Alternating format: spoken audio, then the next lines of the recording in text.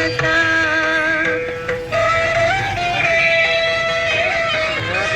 కర్మము చేసి పుణ్యాన్ని ఆర్జించు మనసా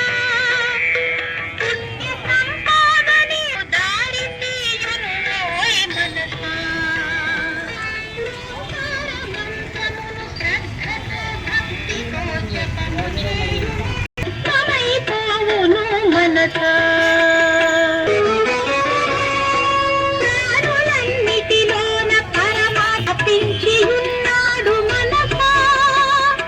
ప్రాణులన్నిటిలోన పరమాత్మ సమముగా వ్యాపించి ఉన్నాడు మనసా దైవ దృష్టికి నీవు ఎల్ల ప్రాణుల యందు దయగలిగియుండుము మనసా